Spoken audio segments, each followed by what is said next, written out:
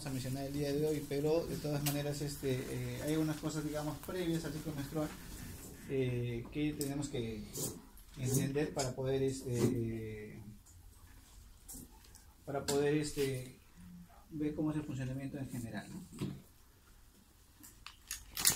Muy bien, ustedes se recordarán que bueno, todo lo que es la producción hormonal va a comenzar siempre a nivel cerebral, ¿no? Siempre comienza todo a nivel de lo que es el hipotálamo, ¿no? Eso obviamente con las hormonas que se producen a este nivel van a pasar a lo que es la hipófisis y finalmente de la hipófisis va a pasar a cualquier órgano efector, ¿no?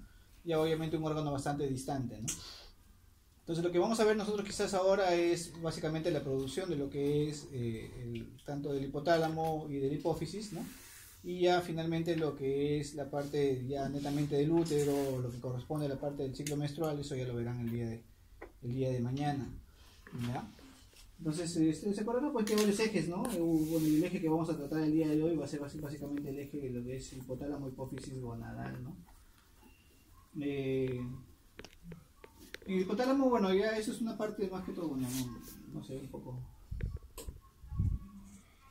no se aprecia muy bien la letra, pero bueno, acá más que todo para describir básicamente qué es el hipotálamo, es algo que obviamente ustedes ya deben recordar por la anatomía, fisiología, ¿no? Los cursos previamente que han llevado, pero básicamente considerarlo como un centro, pues, donde obviamente regulador de muchas funciones, ¿no? En la cual a partir de ahí es que va a poder, se van a poder producir una serie de hormonas que finalmente van a influenciar en el funcionamiento de todo nuestro organismo, ¿no? Básicamente en nuestro caso, ¿a qué nos vamos a referir? A la GnRH, ¿no? La hormona liberadora de gonadotropina, ¿no? ¿Está bien? Que es lo que nos interesa para lo que es la parte del curso y la parte del capítulo, ¿no? Esta GnRH va a tener una producción distinta, vamos a ver que va a variar dependiendo del momento en el cual se encuentra la mujer, ¿no? No es lo mismo una mujer que recién haya nacido, no es lo mismo una mujer que esté en edad reproductiva o una mujer en la posmenopausia, ¿no? Entonces obviamente la función o la secreción de esta GnRH va a variar en cada una de esas etapas, ¿no? Bueno, acá más que todo tratábamos de estudiar algunas de las funciones del hipotálamo en forma general, ¿no? Básicamente lo que vamos a tratar de ver es con respecto a lo que es el eje hipotálamo gonadal, como les mencionaba, ¿no? Esta secreción de la GnRH no es una secreción constante, ¿no? Es una secreción que se considera que es en pulsos, ¿no? Tiene tres formas de producción, siempre se han mencionado. Básicamente puede ser una producción mensual, una producción que se dice de cada 24 horas, que generalmente es a predominio nocturno, y una producción aproximadamente de cada 30 minutos, ¿no?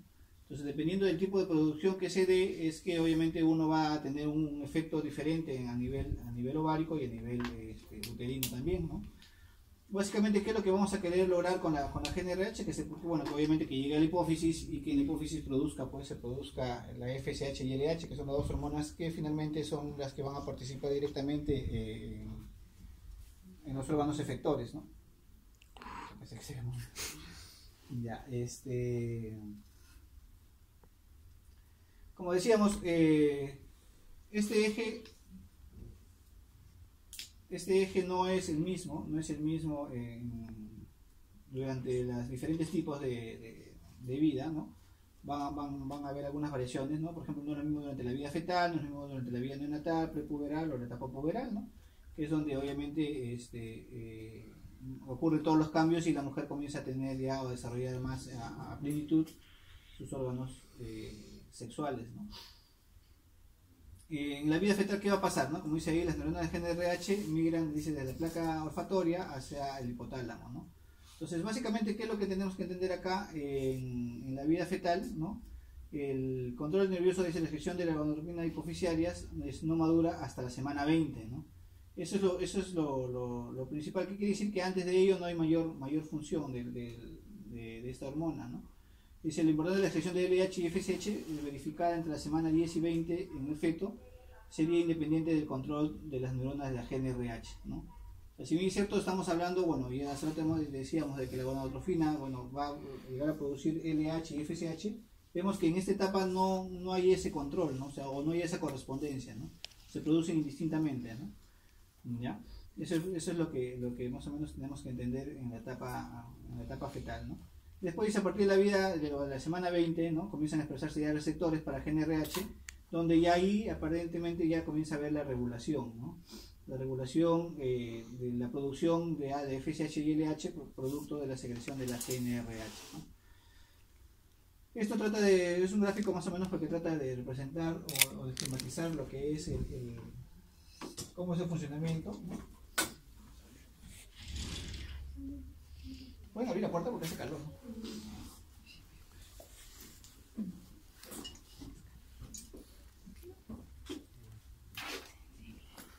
Entonces, bueno, le mencionaba que esto, bueno, es un gráfico donde trata de representar más o menos cómo es el funcionamiento de la placa antes de las 10 semanas, a las 20 semanas y después de las 20 semanas, ¿no?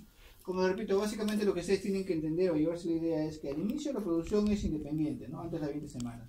FSH con LH no responden directamente a la GNRH, ¿no? Y después de 20 semanas sí ya comienza a ver lo que conocemos o comienza a funcionar el eje básicamente, ¿no? ¿Cómo es que, y ahí, a partir de ahí también se comienzan a ver las regulaciones, ¿no? Porque acuérdense que tiene que haber un feedback negativo para que esto pueda darse la producción y todo ello, ¿no? Ya como es en la etapa neonatal ya las cosas comienzan a cambiar, ¿no? Mira, ve, como ahí ya hablamos de un feedback, ¿no? El feedback obviamente que tiene que producirse para que pueda darse la secreción o la producción o de repente frenar la producción de GNRH y FSH y LH de tal forma que ya haya un control más adecuado de este eje, ¿no? Más de lo mismo lo que mencionaba, ¿no? Y en la etapa prepuberal, ¿qué va a pasar, no? Luego de la activación neonatal, bueno, se produce, como dice ahí, el silenciamiento del eje hipotálamo hipófisis gonadal, quiere decir que obviamente durante toda la infancia este eje no ha estado prácticamente funcionando, ¿no? Este silenciamiento dice que aproximadamente 10 años y acompaña al individuo durante de toda su infancia, ¿no? Se caracteriza por un nivel de operación bajo del eje de hipotálamo hipófisis gonadal, ¿no? ¿Cómo es que se produce este silenciamiento? O sea, ¿cómo es que deja de funcionar este eje durante esta etapa, ¿no? Entonces, lo que va a haber o lo que va a ocurrir es que no va a haber esta generación de pulsos de GNRH, ¿no? Para que se produzca adecuadamente la producción de FSH y LH, acuérdense que decíamos de que a partir de las 20 semanas ya tiene que haber, ¿no?, una relación entre la producción de GNRH para que se produzca FSH y LH, ¿no? Como no va a haber esos pulsos durante estos 10 primeros años aproximadamente, ¿no? Entonces no va a haber mayor producción, ¿no?, tanto de una u otra hormona, ¿no? ¿Ya? Esto es también otro gráfico donde también intentamos explicar más o menos cómo es que se da este tipo cómo es que normalmente funciona y cómo es que deja de funcionar después, ¿no?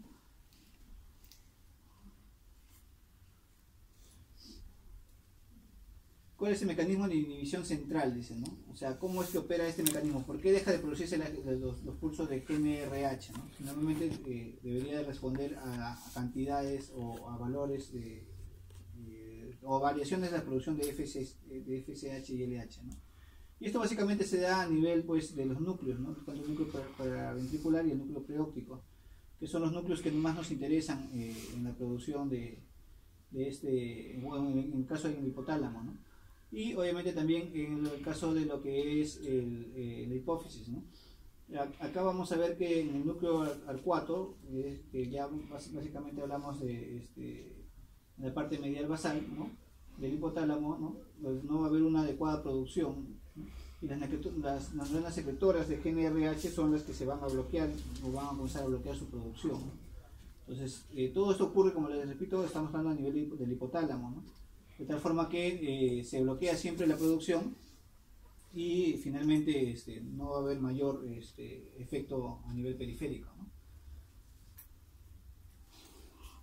Bueno, eso es un poco más de lo mismo.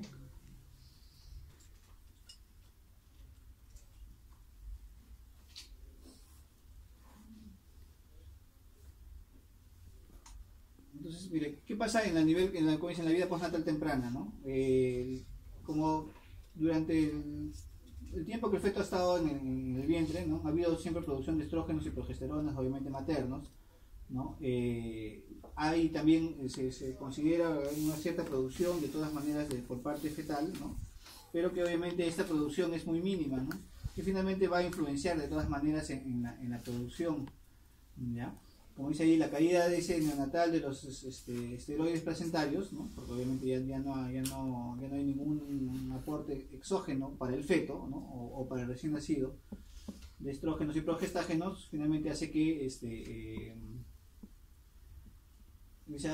active el generador de pulso de la GNRH, ¿no? Pero como consecuencia, dice, se produce un aumento de la estimulación hipoficiaria, ¿no? En la síntesis y secreción de LH y FSH, ¿no? Produciéndose una maduración transitoria del epitelio germinativo espermático y también en el caso del ovario, ¿no?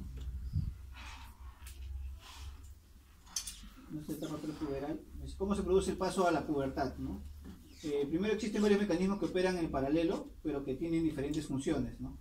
Una función, por ejemplo, es la función de causal directa y la otra función es función permisiva, ¿no? ¿Cómo es la función de causal directa? Vamos a ver que hay un mecanismo de desinhibición central, ¿no?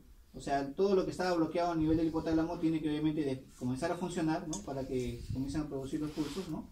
Y tiene que haber una maduración también del mecanismo de feedback positivo entre los estrógenos gonadales y la secreción de LH y FSH, ¿no? Obviamente en el caso de la mujer, ¿no? Y la función permisiva va a ser que es un mecanismo mediado por leptina, ¿no? Que es una molécula que también participa en desbloquear este eje, ¿no? Parece que decíamos 10 años ha estado prácticamente sin funcionar el eje, ¿no?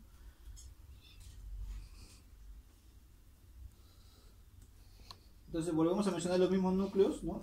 En el caso del hipotálamo, ¿no? El núcleo ventromediano, para que en este caso ya comience a ver la producción más que todo de la GNRH, ¿no? Lo que decíamos de lo que pasaba un periodo de quiescencia, ya tiene que comenzar a haber una cierta producción de ellos, ¿no? Eso trata de representar más o menos cómo son los niveles de producción de la hormona, ¿no? Y trata de representar más o menos las variaciones cuando referimos a pulsos, cuando referimos a periodos en los cuales obviamente no puede ser un valor constante, porque si no no podría darse las diferentes etapas tanto del ciclo menstrual como del ciclo ovárico, ¿no? Entonces, ¿qué consecuencias vamos a tener a nivel en este caso del ovario, ¿no? Vamos a ver que vamos a dividir en dos fases, básicamente la fase que llamamos la fase folicular, ¿no? Y la fase luteínica, ¿no? La fase folicular es obviamente donde se desarrolla cada uno de los folículos, ¿no? En los diferentes estadios que ya conocemos, ¿no? Y la fase luteínica es que una vez que ya ocurrió la ovulación, ¿no? Esto se convierte en cuerpo lúteo y también vamos a ver que tiene que haber una atresia a este cuerpo lúteo si es que no llegó a haber alguna gestación, ¿no? Eso con respecto al ovario, pero con respecto a lo que es la producción de hormonas, como verán al lado, ¿no? Tanto la FSH como la LH, su producción no es constante tampoco, ¿no? Ya es conocido que para que se requiera la ovulación tiene que haber previamente un pico de LH, ¿no? Y la FSH obviamente va a participar básicamente durante la primera fase del ciclo menstrual, ¿no? Ayudando obviamente a que ocurra este ciclo folicular en el ovario, ¿no? Los estrógenos, como verán, también tienen sus variaciones, no son valores constantes tampoco, ¿no? Si bien es cierto, los estrógenos comienzan a incrementarse generalmente durante la primera mitad del ciclo menstrual, ¿no? Luego comienza a decaer para aumentar ligeramente su producción, ¿no? Durante la siguiente fase, ¿no? O durante la fase secretora, estamos hablando a nivel del endometrio, ¿no? Lo mismo va a pasar con la progesterona, ¿no? La progesterona, si bien es cierto, tiene un nivel no muy alto durante la fase proliferativa, sin embargo en la fase secretora sí ya comienza a incrementarse, sobre todo tratando de preparar al útero para una gestación, ¿no? Entonces, estos cambios que ocurren hormonales no solamente es a nivel, o sea, no solamente es algo de que podamos ver que tenga efectos a nivel del ovario, a nivel del útero, ¿no? Sino también, por ejemplo, hay cambios que ocurren hasta cambios de comportamiento en las mujeres, ¿no? No es lo mismo una mujer que esté en la fase proliferativa a una mujer que esté en la fase secretora, ¿no? sea, muchas veces no tienen las mismas conductas, no tienen tampoco la misma predisposición hacia determinadas cosas, ¿no?